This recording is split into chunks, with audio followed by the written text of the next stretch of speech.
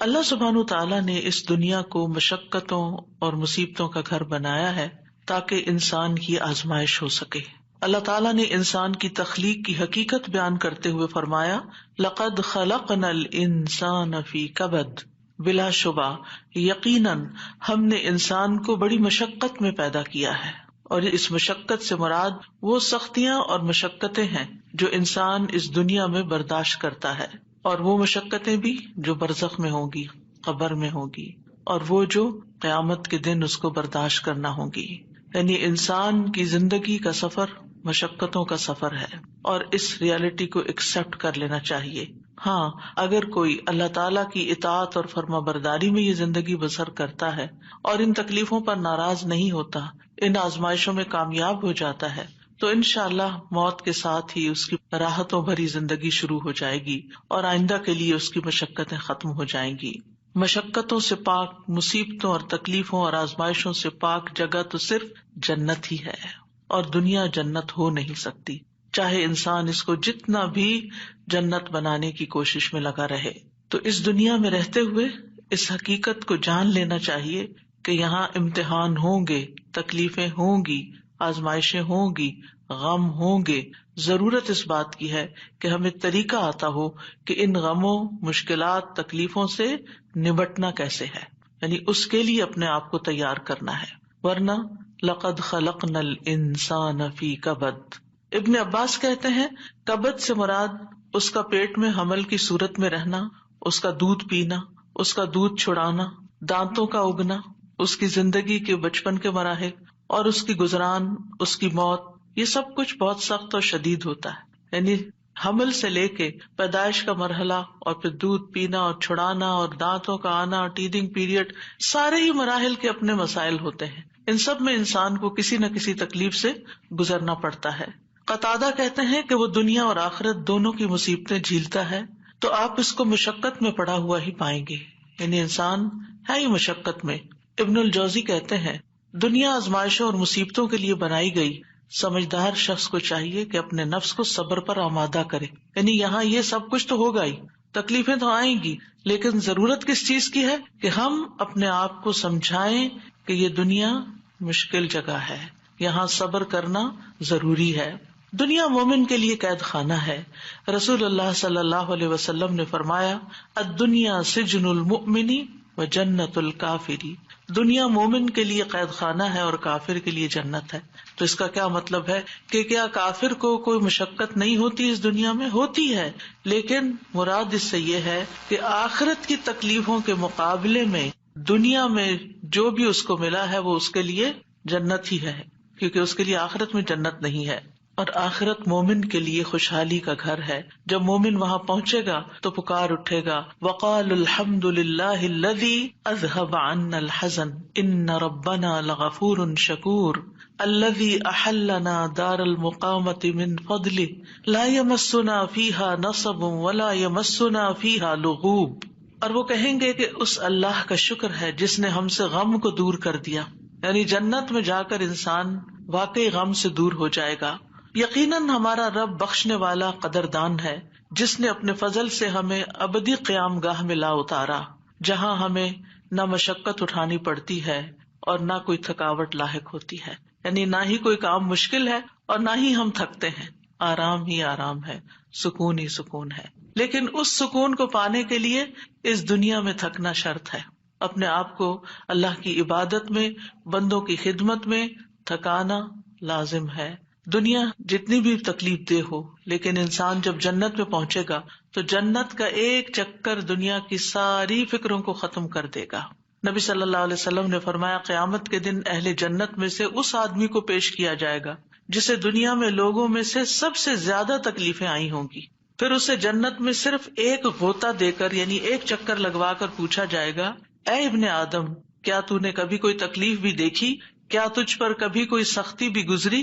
وہ عرض کرے گا اے میرے رب، اللہ کی قسم کبھی نہیں، کوئی تکلیف نہیں دیکھی، ساری تکلیفیں بھول جائیں گی، کبھی کوئی تکلیف میرے پاس سے نہ گزری اور نہ ہی میں نے کبھی کوئی شدت و سختی دیکھی۔ یعنی ایسی ٹھنڈک، ایسا آرام، ایسا سکون، ایسا لطف آئے گا کہ اس کے حافظے سے بھی نکل جائے گا کہ کبھی اس نے کوئی دکھ دیکھا تھا۔ تو آج ہم اس سلسلے میں رنج و غم کو دور کرنے والی سب سے بڑی دعا آیت کریمہ کے بارے میں پہلے پڑھیں گے۔ ارشاد باری تعالیٰ ہے، اور مچھلی والا جب وہ اپنی قوم سے غضبناک ہو کر چلا گیا تو اس نے گمان کیا کہ ہم ہرگز اس پر قادر نہ ہوں گے۔ پھر اس نے اندھیروں میں پکارا کہ تیرے سوا کوئی الہ برحق نہیں، تو پاک ہے، بے شک میں ہی ظالموں میں سے ہوں۔ تو ہم نے اس کی دعا قبول کر لی اور اسے غم سے نجات دے دی، اور ہم ایمان لانے والوں کو اسی طرح نجات دیا کرتے ہیں۔ یہاں ذنون سے مراد یونس علیہ السلام ہے، یعنی مچھلی والے۔ نون سے مراد مچھلی۔ یونس علیہ السلام عراق کی ایک بستی نینوا میں مبعوث کیے گئے تھے۔ انہوں نے اپنی قوم کو توحید کی دعوت دی، لیکن وہ مسلسل انکار کرتے رہے، جیسے کہ ہر قوم کا شیوا رہا۔ تو آخر ان سے اکتا کر، تنگ آ کر، غصے کی حالت میں ان کے حق میں بد دعا کی اور عذاب کی دھمکی دے کر اللہ کی اجازت کے بغیر انہیں چھوڑ کر نکل پڑے، جس کی انہیں اجازت نہیں تھی، جبکہ منصب رسالت کا تقاضا کیا تھا کہ ان کے کفر اور سرکشی کے باوجود انہی میں رہیں، اور جب تک اللہ تعالیٰ کا حکم نہ آ جائے، جب تک ان کی مدت مہلت پوری نہ ہو جائے، انہیں ہرگز نہ چھوڑا جائے۔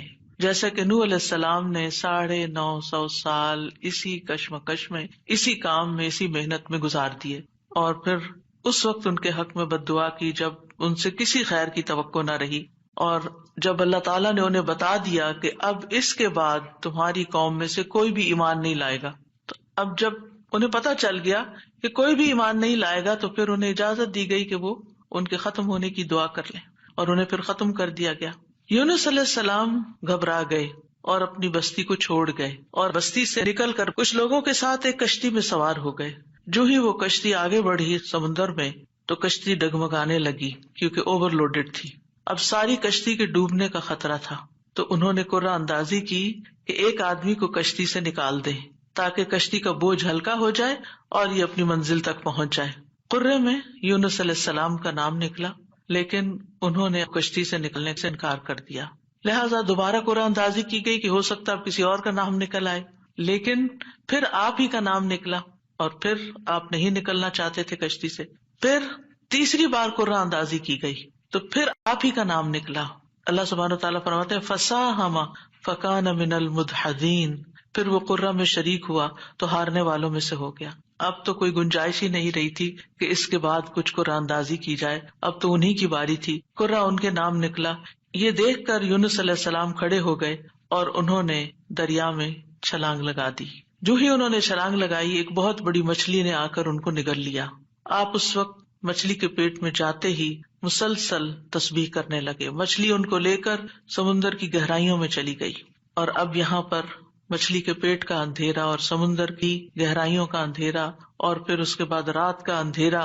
تو ایسے میں یونس علیہ السلام نے جس دعا سے مدد لی وہ یہی دعا تھی جو ان آیات میں بیان ہوئی ہے، لا الہ الا انت سبحانک انی کنت من الظالمین۔ تو بہرحال اللہ سبحانہ تعالیٰ نے ان کی دعا سن لی، انہیں غم سے نجات دی، اور مچھلی نے آپ کو ساحل پر اگل دیا، ایسے ساحل پر جہاں نہ کوئی انسان تھا، نہ کوئی پرندہ، نہ کوئی درخت اور نہ کوئی سایہ۔ پھر اللہ کے اذن سے انہیں یعنی کدو کی بیل کا سایہ بھی فراہم کیا گیا، اور اس کے ساتھ ساتھ کھانے کو بھی دیا گیا، اور ان کی جب تکلیف دور ہوئی اور وہ چلنے کے قابل ہوئے، کیونکہ ظاہر ہے کہ مچھلی کے اسٹمک میں ایسڈ ہوتا ہے، اور وہ ایسڈ نے ان کی اسکن کو اور ان کے پوری ہوش و حواس، ان کی آنکھیں، ان کی ہر چیز کو کتنا متاثر کیا ہوگا۔ تو جب ان کے ہوش و حواس بحال ہوئے اور چلنے کی کچھ طاقت ہوئی تو دوبارہ اسی بستی کی طرف بھیجے گئے۔ اب آپ دیکھیے کہ بستی والے دیکھ کر حیران ہو گئے ہوں گے کہ یہ شخص جو ہمیں چھوڑ کر چلا گیا تھا یہ کیسے واپس آ گیا، اور ہو سکتا ہے کہ ان کے جانے کے بعد انہوں نے تلاش بھی کیا اور وہ کہیں ملے بھی نہ ہوں۔ اور پھر آپ دیکھیے کہ کس طرح بستی والوں کو یہ ریئلائز ہوا کہ انہوں نے غلط کیا ہے اپنے پیغمبر کے ساتھ، تو وہ ایمان لائے۔ بہرحال پھر ایک مدت تک یہ بستی جو ہے ایمان لا کر دنیا میں جیتی رہی۔ دوسری طرف یونس علیہ السلام کو اللہ سبحانہ وتعالیٰ نے غم سے نجات دی، اور اس طرح ان کی نجات کے بعد ان کو اللہ تعالیٰ نے چن لیا۔ اسی طرح اللہ سبحانہ وتعالیٰ اس بستی کے بارے میں فرماتے ہیں فَلَوْلَا كَانَتْ قَرْيَةٌ آمَنَتْ فَنَفَعَهَا إِيمَانُهَا إِلَّا قَوْمَ يُونُسَ لَمَّا آمَنُوا كَشَفْنَا عَنْهُمْ عَذَابَ الْخِزْيِ فِي الْحَيَاةِ الدُّنْيَا وَمَتَّعْنَاهُمْ إِلَىٰ حِينٍ سو کوئی ایسی بستی کیوں نہ ہوئی جو ایمان لائی ہو، پھر اس کے ایمان نے اسے نفع دیا ہو، یونس کی قوم کے سوا۔ جب وہ ایمان لے آئے تو ہم نے ان کی ذلت کا عذاب دنیا کی زندگی میں ان سے ہٹا دیا اور انہیں ایک وقت تک سامان دیا۔ کہا جاتا ہے کہ یونس علیہ السلام جب قوم کو چھوڑ کر گئے تھے اور ان لوگوں کو یہ بات سمجھ آ گئی کہ وہ نبی تھے اور وہ جھوٹ نہیں بولتے، تو وہ سب کے سب اپنے بچوں، چوپایوں، مویشیوں سب کو لے کر صحرا کی طرف نکل گئے اور ماں کو بچوں سے الگ کر دیا، اور اللہ سبحانہ تعالیٰ کے حضور میں رو رو کر دعائیں کی، حتیٰ کہ ان کے اونٹ بلبلانے لگے اور بچے بھی رونے لگے اور گایوں کے بچے ڈکرانے لگے اور بھیڑ بکریاں اور سارے جانور بولنے لگے۔ یعنی ایک سما ہوگا اس توبہ استغفار کا کہ کس طرح انہوں نے فریادیں کی۔ صاحب دیکھیے، ادھر ان کا پیغمبر فریادیں کر رہا ہے اور ادھر ان کی قوم فریادیں کر رہی ہے اپنے سارے مال و متاع کے سمیت۔ تو اللہ سبحانہ تعالیٰ نے کس طرح ان کی فریادیں سن لی۔ تو اس سے کیا پتا چلتا ہے کہ دعا مانگنے کا بھی ایک سلیقہ ہوتا ہے۔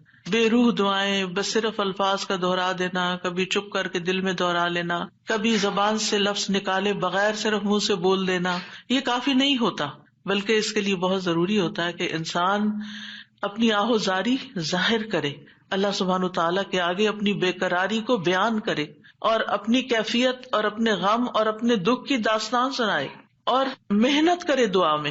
ہم دعا میں محنت نہیں کرتے، ہم ایک آدھ دفعہ بس کر لیتے ہیں، کبھی تھوڑا بہت آنسو بھی آ گئے، تھوڑا بہت رو پڑے اور بات ختم ہو گئی اور پھر کہا ہم نے تو بڑی دعا کر لی، ہماری تو سونی نہیں جاتی۔ یونس علیہ السلام نے یہ آیت کریمہ کیسے پڑھا تھا اور ہماری قوم میں کیسے رواج ہے آیت کریمہ پڑھنے کا؟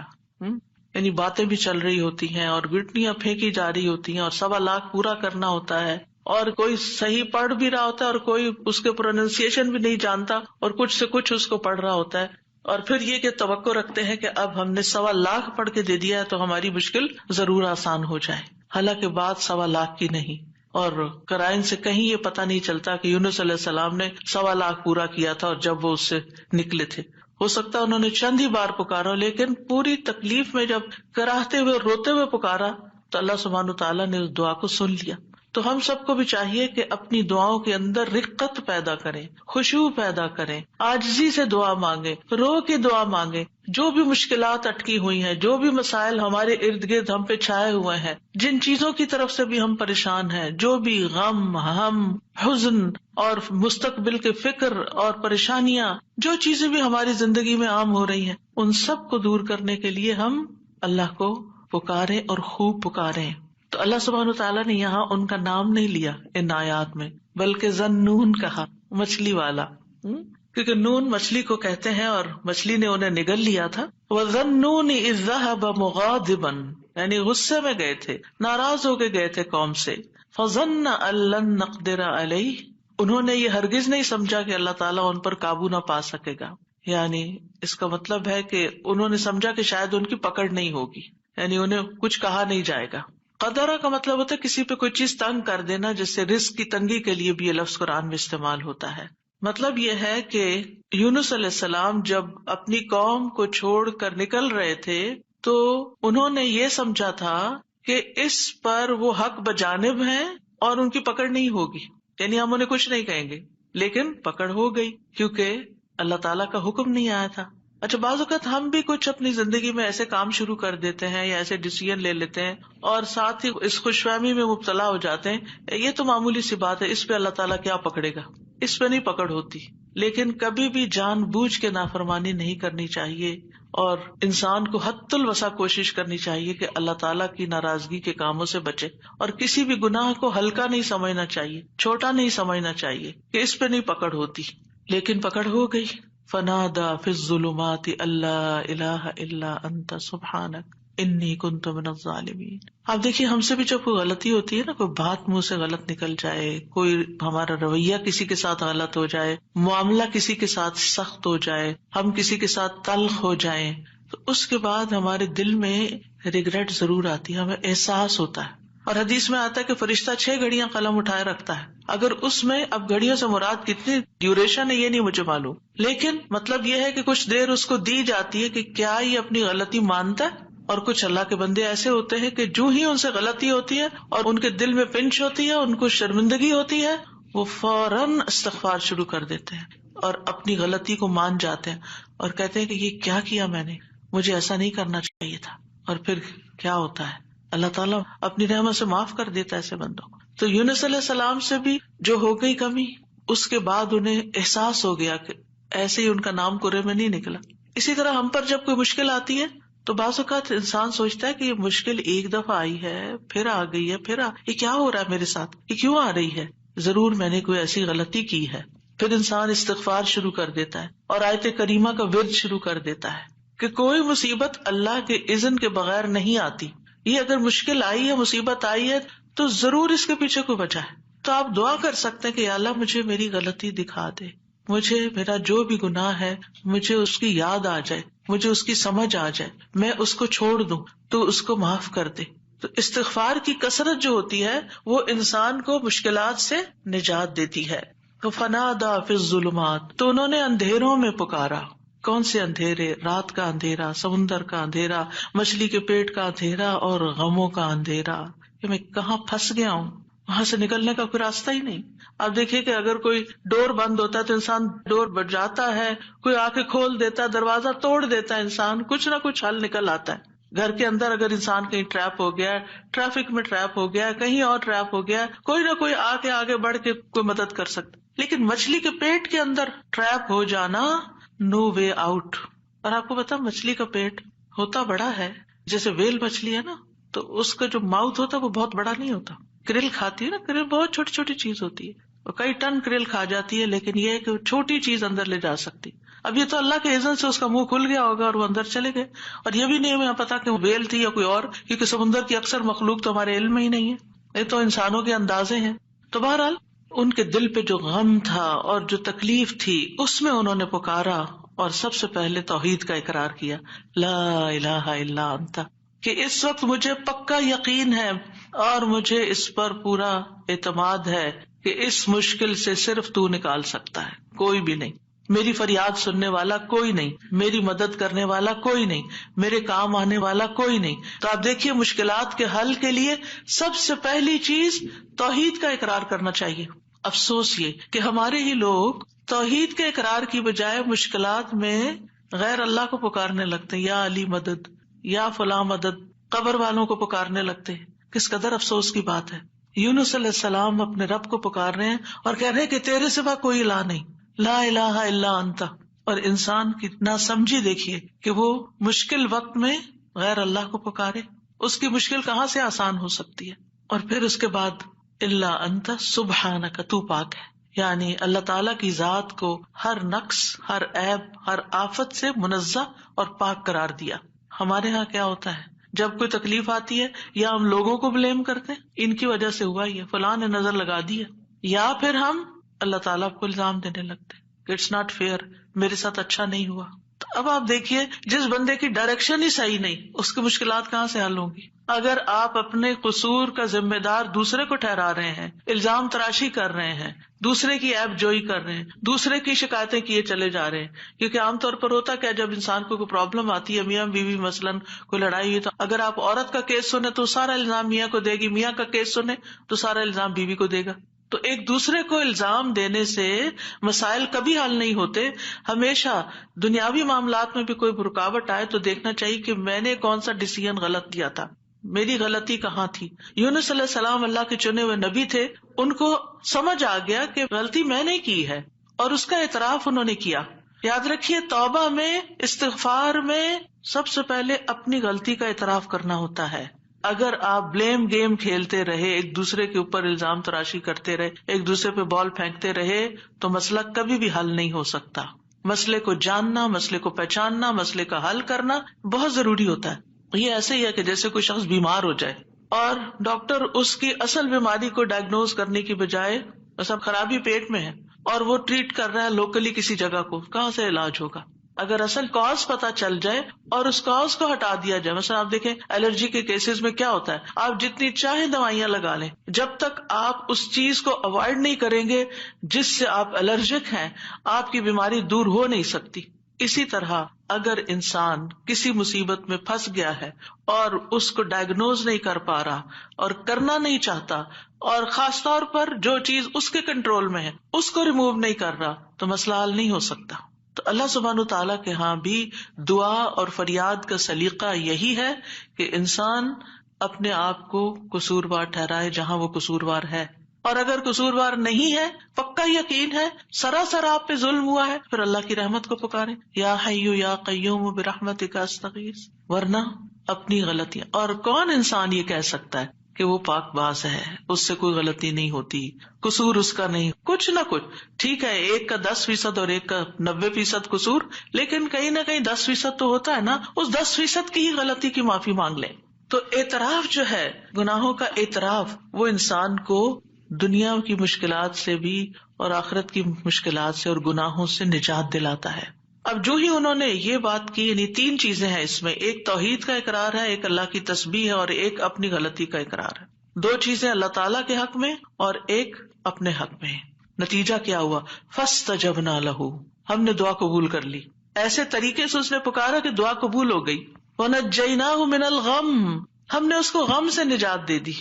یہ قرآن کے الفاظ ہیں، لہذا جس کے دل پر کوئی بھی غم ہے، کسی بھی چیز کا، اولاد کی طرف سے، ازواج کی طرف سے، یا مال کی طرف سے، یا کسی بھی طرح کا کوئی غم، ہم، فکر، پریشانی، اس کو انہی کلمات کو لازم کر لینا چاہیے اور اسی جذبے کے ساتھ پڑھنا چاہیے جس جذبے کے ساتھ یونس علیہ السلام نے پڑھا تھا، وَنَجَّيْنَاهُ مِنَ الْغَمِّ، اس وقت وہ غم میں گھرے ہوئے تھے تو اللہ نے ان کو نجات دے دی۔ وَكَذَلِكَ نُنْجِي الْمُؤْمِنِينَ، یہ صرف ان کے لیے نہیں تھا، ہم اسی طرح سارے مومنوں کو نجات دیتے ہیں، جو بھی یہ دعا پڑھے گا اس کو غم سے نجات مل جائے گی۔ تو گویا مومنوں کو اس بات کی ترغیب دی جا رہی ہے، اس بات کا سلیقہ سکھایا جا رہا ہے کہ غم اور دکھ اور تکلیف کے موقع پر انہیں کیا پڑھنا ہے، کیا کہنا ہے۔ اور جب انسان یہ دیکھتا ہے کہ سابقہ مومنین کو اس دعا کی وجہ سے تکلیف سے نجات ہوئی، تو اس کا ایک یقین بڑھ جاتا ہے کہ اللہ تعالیٰ میری تکلیف بھی دور کر دے گا۔ اگر وہ رب یونس علیہ السلام کو مچھلی کے پیٹ سے نکال سکتا ہے تو میرا رب مجھے اس مشکل سے کیوں نہیں نکالے گا، کیوں نہیں نکال سکتا، وہ ضرور نکالے گا۔ تو اس سے خاص طور پر یہ بات پتہ چلتی ہے کہ تحلیل یعنی لا الہ الا اللہ اور تسبیح سبحان اللہ یا سبحانک، یہ ہر غم کو دور کرنے کے لیے مجرب نسخے ہیں۔ یہ 2 چیزیں کرب اور مصیبت سے نجات دلاتی ہیں۔ تو جو شخص بھی اللہ کی کتاب پر ایمان رکھتا ہے، قرآن مجید کو اللہ کا کلام سمجھتا ہے، اللہ کے وعدے پر بھروسہ کرتا ہے، اللہ کی اس بات کو سچا سمجھتا ہے، تو پھر وہ اسی طریقے پر اس دعا کے ساتھ اپنے رب کو پکارے تو اللہ تعالیٰ اس کی دعا قبول کرے گا اور اس کو غم سے نجات دے گا۔ اس دعا کی فضیلت کے بارے میں احادیث بھی آتی ہیں۔ نبی صلی اللہ علیہ وسلم نے فرمایا، ذُنُّون کی دعا جب وہ مچھلی کے پیٹ میں تھے، یعنی لا الہ الا انت سبحانک انی کنت من الظالمین، جب بھی کوئی مسلمان کسی معاملے میں ان الفاظ کے ساتھ اپنے رب سے دعا کرے، وہ دعا اس کے لیے ضرور قبول ہوگی۔ اللہ سبحانہ تعالیٰ کے بعد نبی صلی اللہ علیہ وسلم نے بھی اس بات کو کنفرم کیا ہے کہ یہ دعا مسائل کا حل ہے۔ بہت لمبے چوڑے وظیفے پڑھنے کی بھی ضرورت نہیں، لیکن پڑھیں تو کوالٹی کے ساتھ، درد کے ساتھ، تڑپ کے ساتھ، تکرار کے ساتھ، اصرار کے ساتھ، افتقار کے ساتھ، اپنی محتاجی ظاہر کرتے ہوئے، اپنی غلطی کا اعتراف کرتے ہوئے۔ اسی طرح سلسلہ صحیحہ کی حدیث ہے، رسول اللہ صلی اللہ علیہ وسلم نے فرمایا، کیا میں تمہیں ایسی چیز نہ بتا دوں کہ جب تم میں سے کسی آدمی کو رنج و الم اور دنیا کی آزمائشوں میں سے کوئی آزمائش آئے تو وہ اس دعا کو پڑھے تو اس کی تکلیف دور ہو جائے گی۔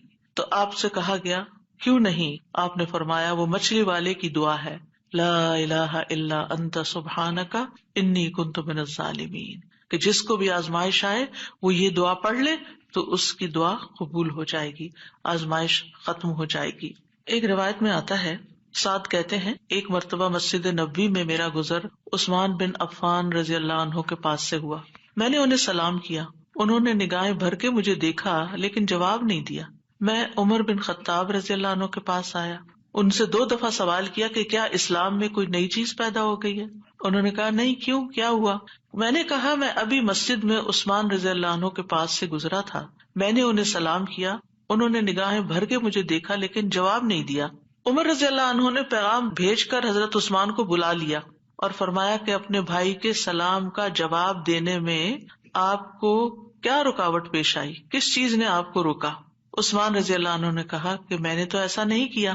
سعد کہتے ہیں میں نے کہا بالکل ایسا ہی کیا ہے. کہتے ہیں حتیٰ کہ عثمان رضی اللہ عنہ نے قسم کھا لی تو میں نے بھی قسم کھا لی. پھر عثمان رضی اللہ عنہ کو کچھ یاد آ گیا تو انہوں نے کہا بلا و استغفر اللہ و اتوب الیہ، ہاں ایسا ہوا ہے، میں اللہ سے معافی مانگتا ہوں اور توبہ کرتا ہوں. آپ ابھی ابھی میرے پاس سے گزرے تھے، دراصل میں اس وقت ایک بات سوچ رہا تھا جو میں نے رسول اللہ صلی اللہ علیہ وسلم سے سنی تھی، اور اللہ کی قسم جب بھی مجھے وہ بات یاد آ جاتی ہے میری آنکھیں پتھرا جاتی ہیں اور میرے دل پہ پردہ آ جاتا ہے، یعنی مجھے اپنی ہوش نہیں رہتی.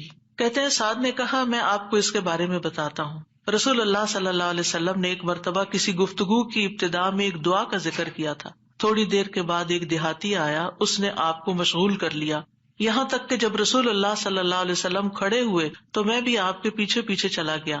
جب مجھے اندیشہ ہوا کہ جب تک میں آپ کے قریب پہنچوں گا آپ اپنے گھر پہنچ چکے ہوں گے تو میں نے اپنا پاؤں زمین پر مارا تو رسول اللہ صلی اللہ علیہ وسلم نے میری طرف توجہ کی. پوچھا یہ کون ہے؟ ابو اسحاق ہے. کہتے ہیں میں نے عرض کیا جی یا رسول اللہ صلی اللہ علیہ وسلم. آپ نے فرمایا کیا بات ہے؟ کہتے ہیں میں نے عرض کیا کہ آپ نے ہمارے سامنے ابتدا میں ایک دعا کا تذکرہ کیا تھا اور پھر ایک دیہاتی نے آپ کو مشغول کر لیا اور آپ نے وہ بتائی نہیں دعا. آپ نے فرمایا ہاں وہ یونس علیہ السلام کی دعا ہے جو انہوں نے مچھلی کے پیٹ میں مانگی تھی، یعنی لا الہ الا انت سبحانک انی کنت من الظالمین. کوئی بھی مسلمان جب بھی کسی معاملے میں ان الفاظ کے ساتھ دعا کرے گا تو دعا ضرور قبول ہوگی.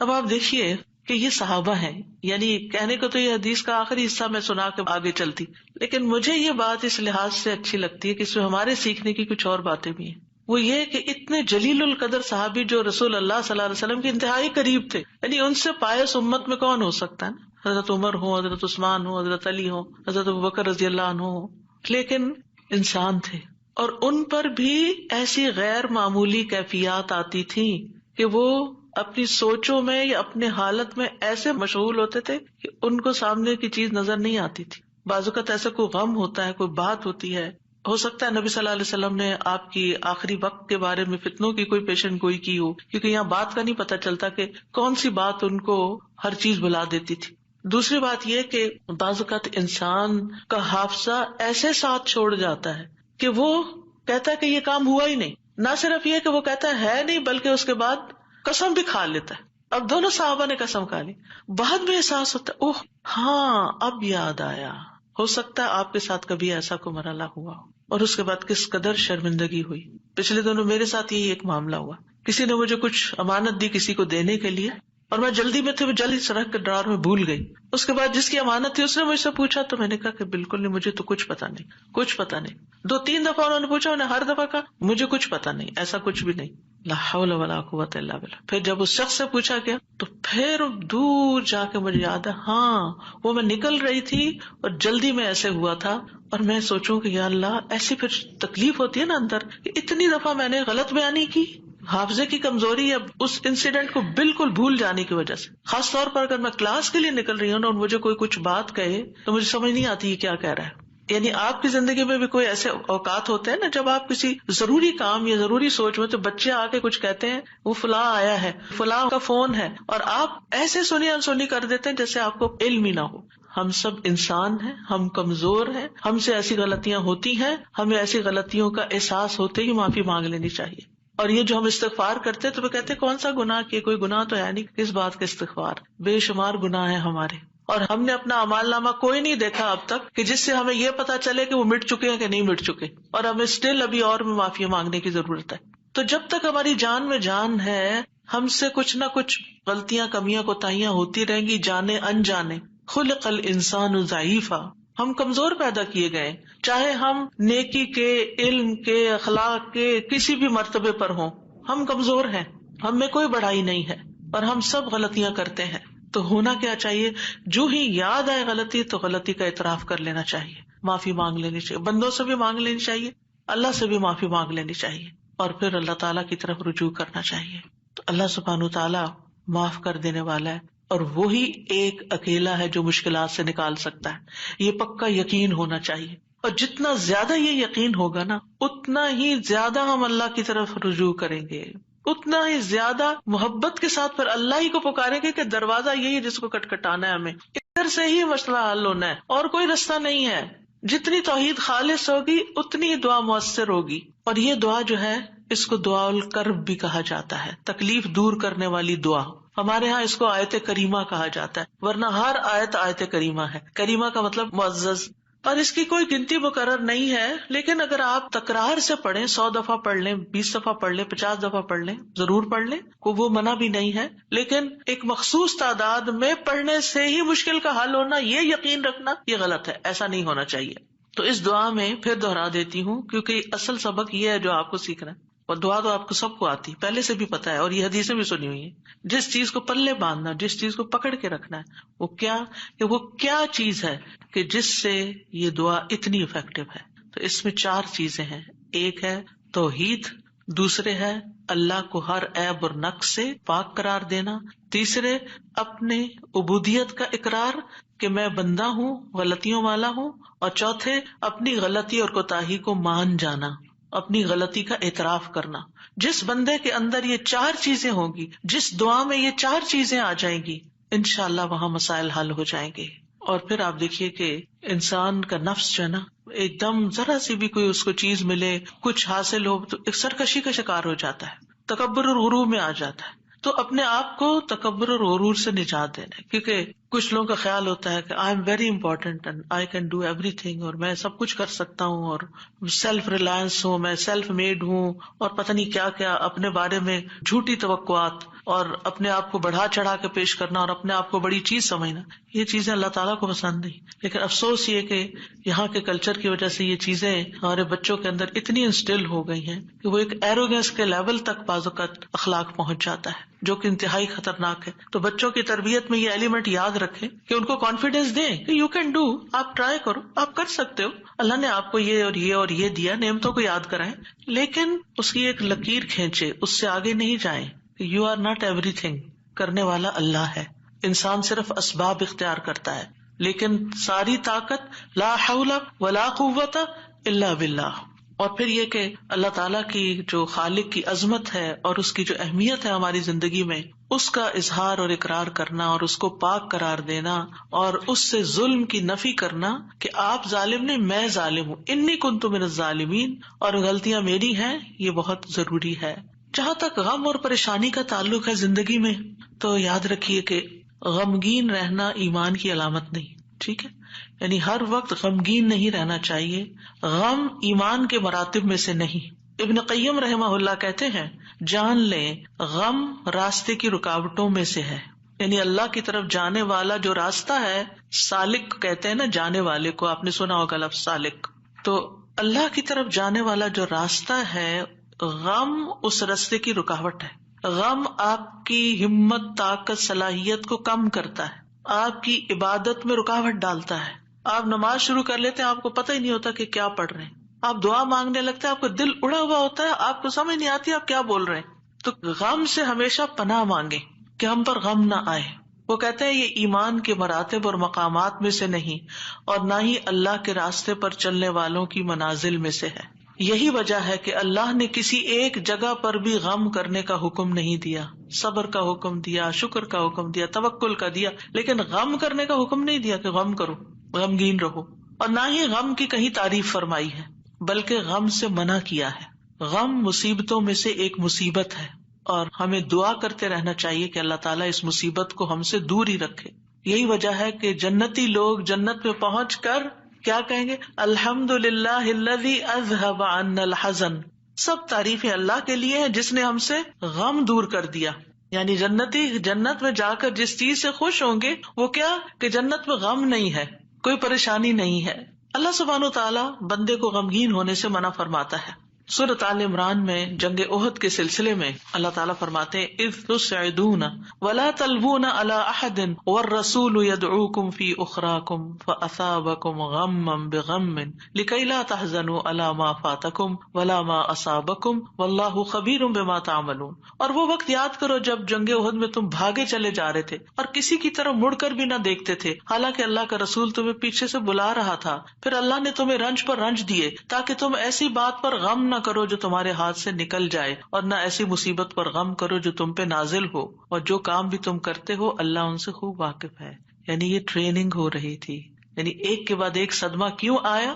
تاکہ غم زندگی سے نکل ہی جائے۔ پھر فرمایا وَلَا تَهِنُوا وَلَا تَحْزَنُوا وَأَنْتُمُ الْأَعْلَوْنَ إِن كُنتُم مُؤْمِنِينَ۔ اتنی تکلیف اٹھا کے، سب سے بڑی تکلیف مسلمانوں کے لیے کیا تھی کہ نبی صلی اللہ علیہ وسلم کا دانت مبارک شہید ہو گیا تھا اور آپ کو چوٹ لگی تھی اور آپ گر پڑے تھے، تو یہ بہت بڑا صدمہ تھا۔ 70 لوگ شہید ہو چکے تھے، گھر گھر میں آفت آ گئی تھی، لیکن اتنے بڑے صدمے کے بعد بھی اللہ تعالیٰ کا حکم کیا ہے؟ وَلَا تَهِنُوا وَلَا تَحْزَنُوا، غمگین مت رہو، غم نہیں کرو۔ غم کا موقع ہے، غم کی بات ہے، لیکن فرمان نہیں غم نہیں کرنا، کیونکہ غم انسان کو کھوکھلا کر جاتا ہے، غم انسان کو کمزور کر جاتا ہے۔ تمہیں تو آئندہ ابھی اور مقابلے کرنے ہیں، اور اگر تم غم منانے بیٹھ گئے تو ہمت، جرت سب کچھ چلا جائے گا، بزدل ہو جاؤ گے۔ غم ایک مصیبت نہیں، غم مصیبتوں کی لائن لے کے آتا ہے، ایک کے بعد ایک مصیبت اس کے ساتھ چلی آتی ہے، اس لیے غمگین نہیں ہونا۔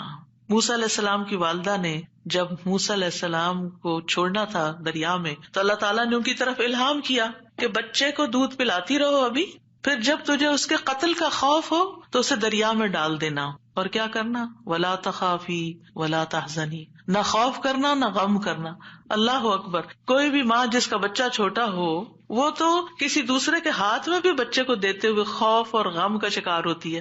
خوف کیا ہوتا ہے؟ پتہ نہیں گرا ہی نہ دے بچے کو، اور غم کیا ہوتا ہے کہ جدائی ہو گئی ہے بچے سے، پتہ نہیں یہ کیا سکھا دیں اس کو، پتہ نہیں یہ کیسے پیش آئے اس سے۔ تو ماں اگر اپنا بچہ کسی اور کو دیتی ہے تو غمگین ہوتی، کہاں یہ کہ باسکٹ میں ڈال کے دریا میں ڈال دو، اور ساتھ اللہ کا حکم خوف اور غم کرنا ہی نہیں۔ اب بتائیں کیا کرے، کیسے دل کو تھامے؟ یہی اصول سیکھ لیں زندگی کے لیے۔ جہاں کہیں غم پاس آئے، کہیں رونا آئے، کہیں دکھی ہوں، اللہ تعالیٰ کا یہ فرمان یاد کر لیں، اور ہے بھی عورت کے لیے، وَلَا تَخَافِي وَلَا تَحْزَنِي، اپنے آپ کو خود یاد کرائیں، وَلَا تَخَافِي وَلَا تَحْزَنِي کہتی رہیں، وَلَا تَخَافِي وَلَا تَحْزَنِي، نہ خوف کرو نہ غم کرو، اللہ ہے نا، اللہ مشکل آسان کر دے گا۔ جس چیز پر بھی تکلیف غم ہوتا ہے، اللہ تعالیٰ دن بدلیں گے، یہ سارے حالات بدل جائیں گے۔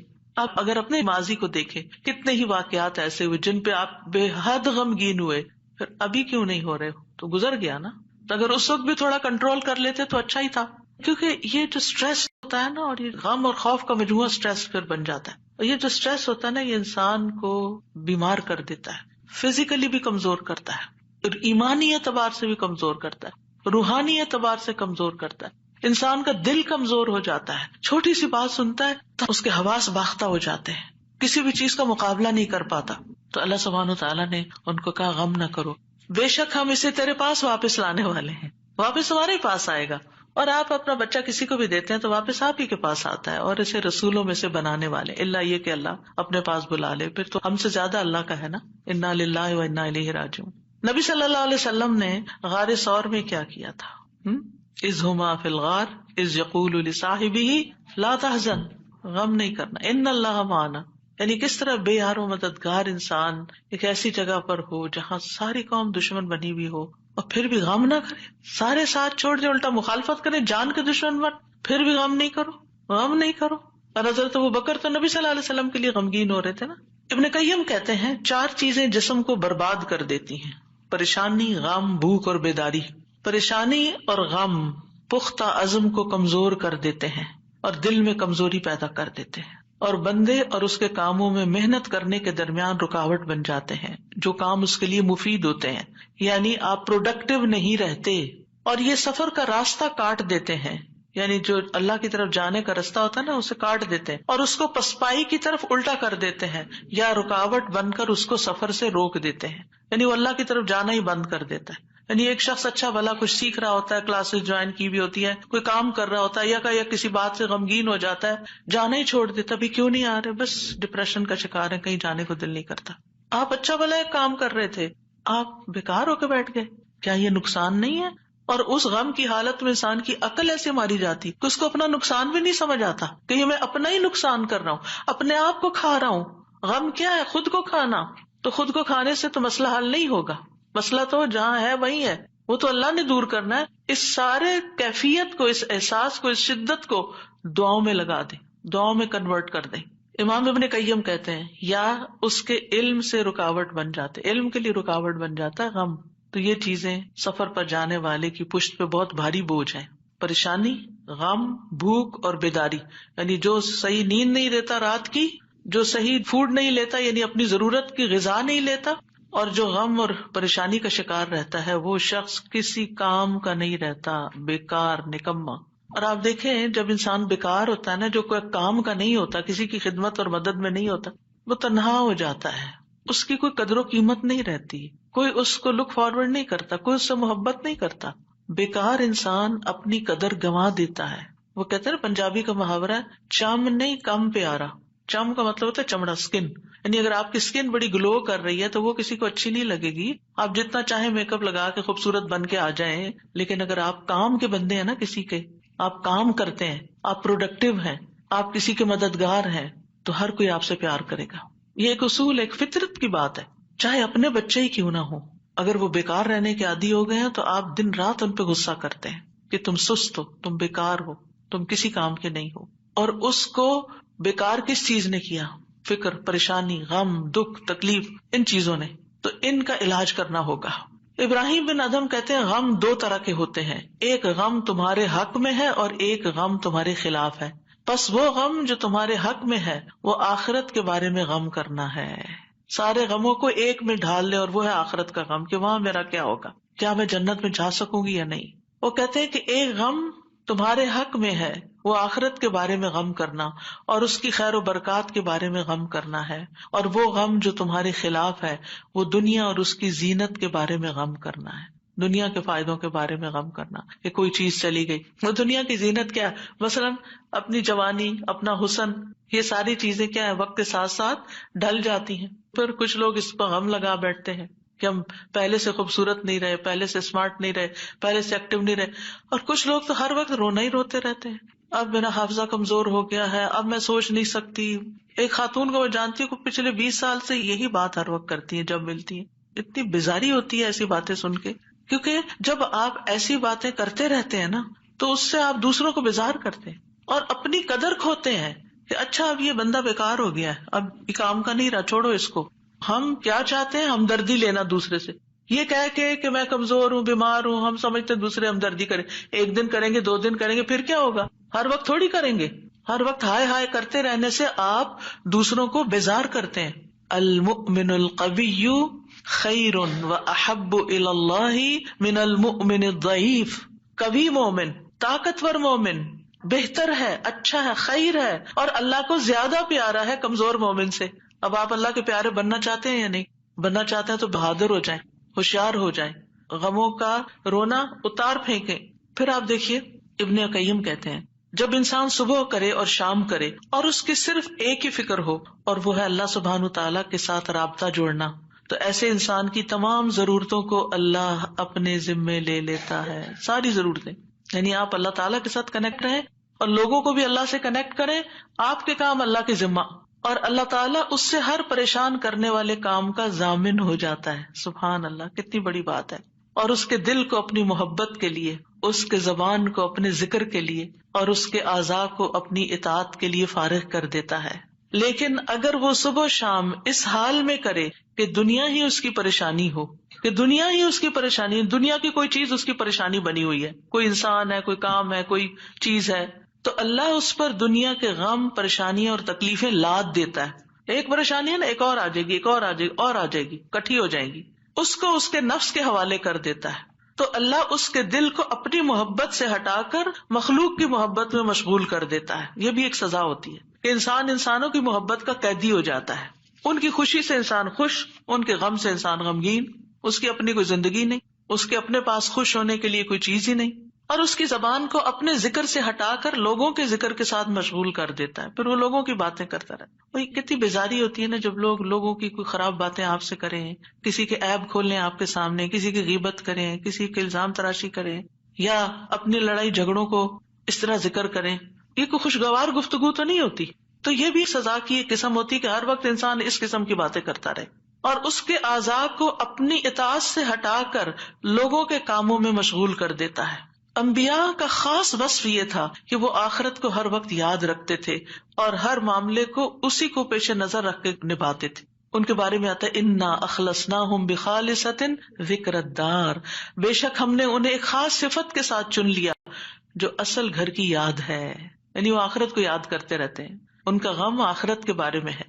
سورۃ الانبیاء میں ہی آتا ہے انہم کانوا یسارعون فی الخیرات ویدعوننا رغبا ورہبا وکانوا لنا خاشعین، یقیناً وہ نیکیوں میں جلدی کرتے تھے اور ہمیں رغبت اور خوف سے پکارتے تھے اور ہمارے لیے عاجزی کرتے تھے۔ سفیان ثوری کہتے ہیں وَكَانُوا لَنَا خَاشِعِينَ کے بارے میں کہ غم ان کے دلوں میں پھیل کر ان کو پگلانے والا ہوتا ہے، یعنی اللہ کے حضور جھکانے کے لیے۔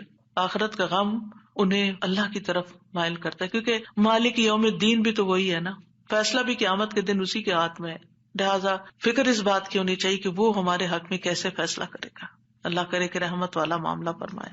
صحابہ بھی آخرت کا غم ہی لگائے رکھتے تھے۔ عبد الرحمن بن عوف کے پاس کھانا لایا گیا، وہ روزے سے تھے، انہوں نے کہا مصعب بن عمیر شہید کیے گئے، وہ مجھ سے بہتر تھے، انہیں جس چادر کا کفن دیا گیا اس سے ان کا سر چھپاتے تو پاؤں نکل آتے، پاؤں چھپاتے تو سر کھل جاتا، پھر ہمارے لیے دنیا کشادہ کر دی گئی، ہمیں تو یہ ڈر ہے کہ کہیں ہماری نیکیوں کا بدلہ ہمیں اس دنیا میں ہی نہ مل جائے، اور پھر آپ رو پڑے، کھانا بھی چھوڑ دیا۔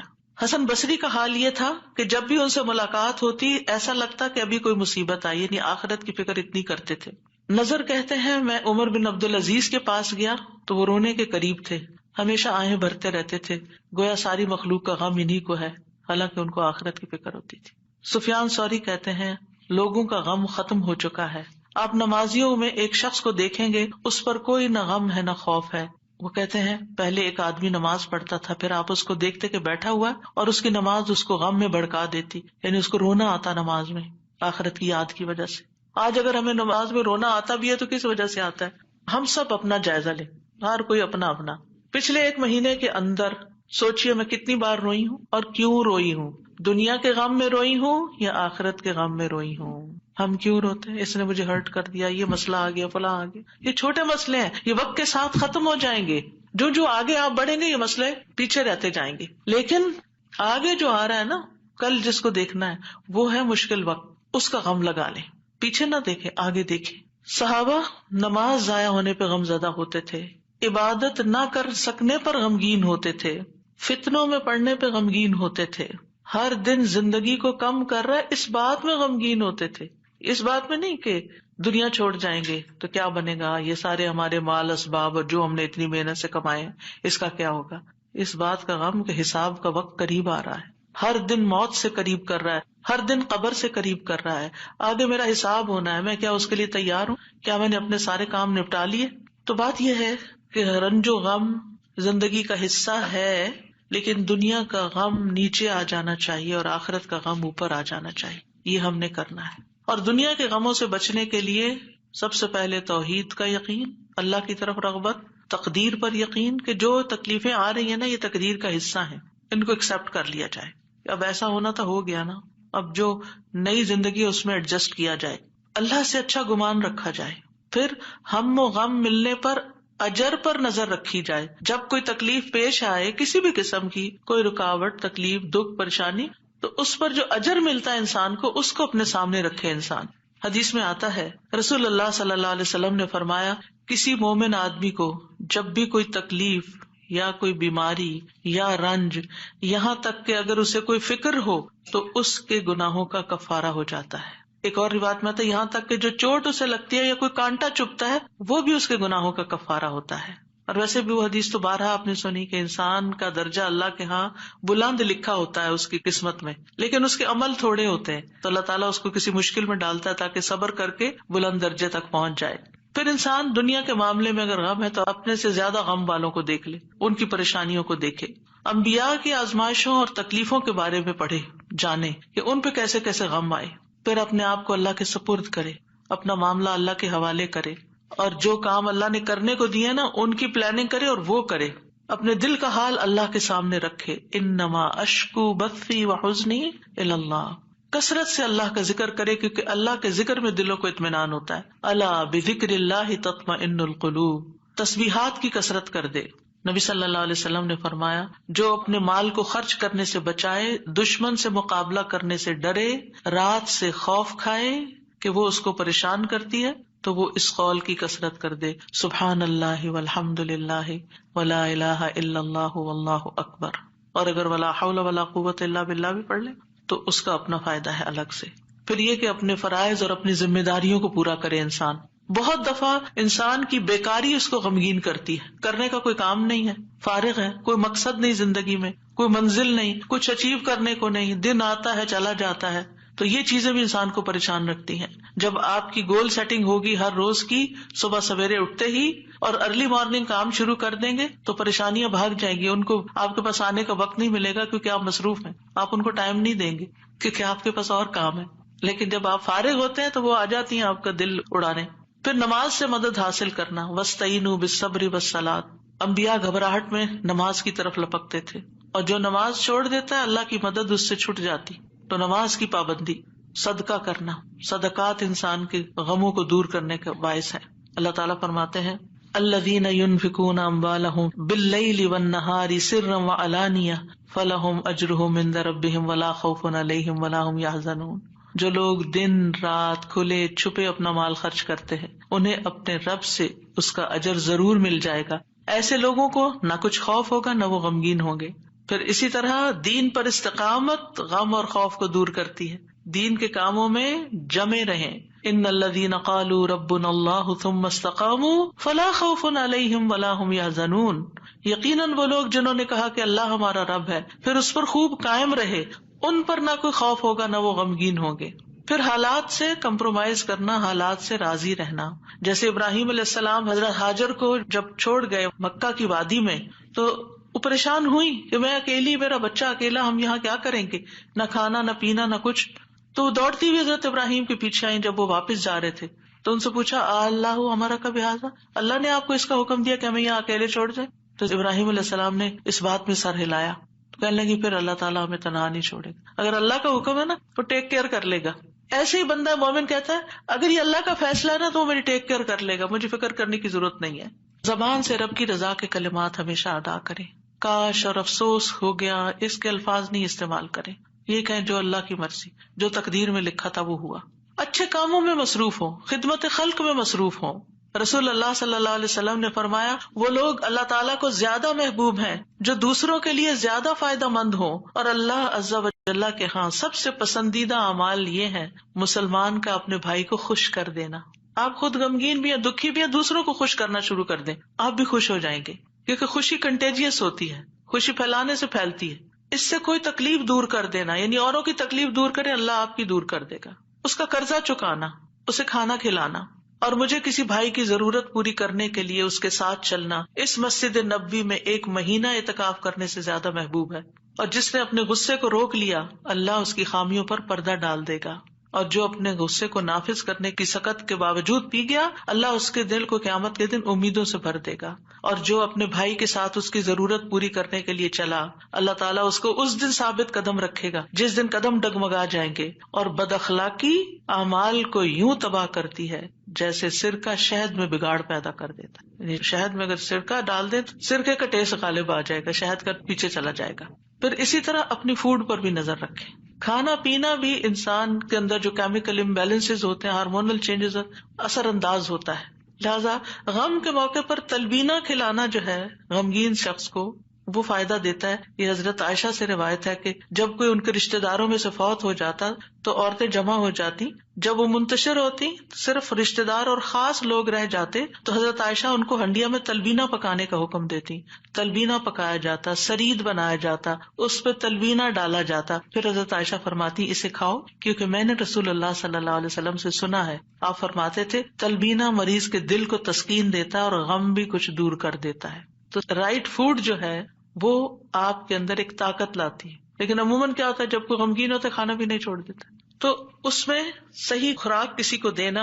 اور آپ دیکھیں کہ سرید جو ہے وہ یعنی گوشت کے شوربے میں روٹی توڑ کے ڈالنا اور پھر اس کے اوپر تلبینہ، اتنی زبردست ڈش بنا کے کھانا اور کھلانا جو ہے یہ غموں اور دکھوں تکلیفوں کو، اس سے یہ پتہ چلتا ہے اگر کوئی اداس ہے پریشان ہے تو اس کے چلے تمہیں اچھا سا کھانا کھلاتے ہیں، تو یہ بھی ایک ریمیڈی ہے۔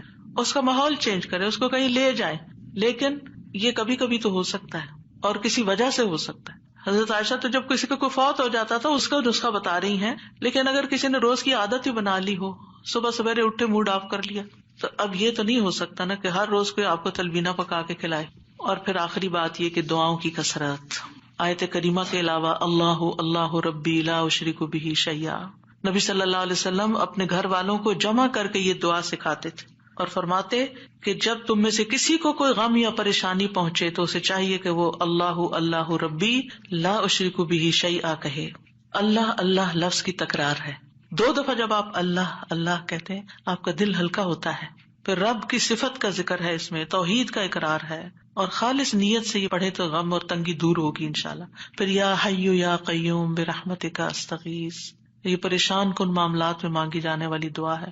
اس میں اللہ تعالیٰ کا اسم اعظم ہے.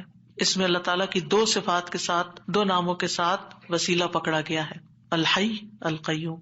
اور بہترین وسیلہ جس کے ساتھ دعا کی جائے وہ اللہ کے نام ہے، اللہ تعالیٰ کی صفات ہے. پھر ایک اور دعا ہے اللہم رحمتک ارجو فلا تکلنی الی نفسی طرفۃ عین واصلح لی شأنی کلہ لا الہ الا انت. اے اللہ میں تیری رحمت کا امیدوار ہوں، تو مجھے آنکھ جھپکنے تک کے لیے میرے نفس کے حوالے نہ کرنا اور میرے سارے معاملات درست فرما دے، تیرے سوا کوئی معبود نہیں. یہ مصیبت زدہ کی دعا ہے. رسول اللہ صلی اللہ علیہ وسلم نے فرمایا دعوات المکروبی، پریشان حال کی دعا. اور اس میں خاص طور پر اللہ کی رحمت کا ذکر ہے کہ اللہ میں تیری رحمت کی امید کرتی ہوں اور میرا نفس تو بڑا کمزور ہے، مجھے اس کے حوالے نہ کرنا ورنہ میں تو پڑ جاؤں گی. اور ایک لمحے کے لیے بھی نہیں. اب دیکھیے بعض اوقات آپ نے ایکسپیرینس کیا ہوگا، یہ میں اپنے پرسنل ایکسپیرینس سے بات کر رہی ہوں.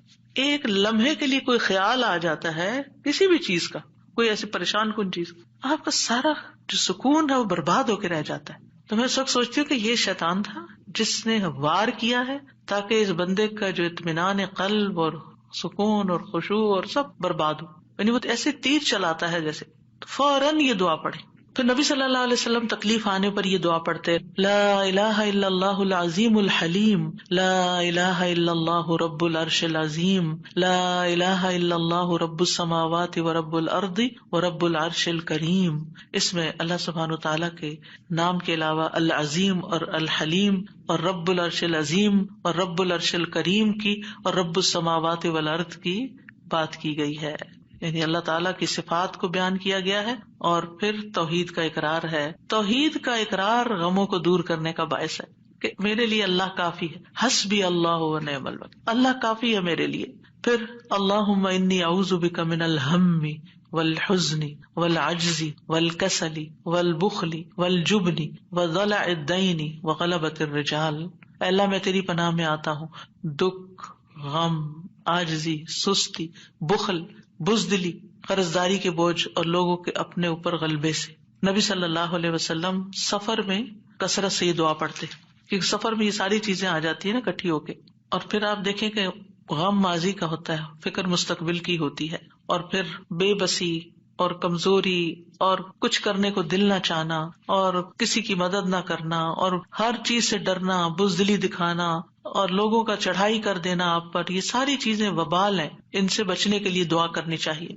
اور پھر اگر مستقل طور پر دل پریشان رہتا ہے تو اللہم انی عبدک وابن عبدک وابن امتک ناصیتی بیدک ماض فی حکمک عدل فی قضاؤک اسألک بکل اسم هو لک سمیت بہ نفسک او انزلتہ فی کتابک او علمتہ احدا من خلقک او استأثرت بہ فی علم الغیب عندک ان تجعل القرآن ربیع قلبی ونور بصری وجلاء حزنی وذہاب ہمی وغمی. اس کے لیے وعدہ ہے کہ جو یہ پڑھے گا اللہ سبحانہ وتعالیٰ اس کے غم کو خوشی میں بدل دے گا. یہ دعا ایک چھوٹے کارڈ کی شکل میں چھپی ہوئی ہے، اگر آپ کو یاد نہیں تو کسی بھی جگہ پر یہ کارڈ لے جا کر چپکا دیں اور جب دل پریشان ہو جا کے کھڑے ہو کر اس کو پڑھ لیں تاکہ آپ کو زبانی یاد ہو جائے. اسی طرح یہ چھوٹا کارڈ ہے جس میں یہ ساری دعائیں موجود ہیں، اپنے پرس کے اندر رکھیں، جب دل پریشان ہو تو ان کو آپ پڑھ سکتے ہیں.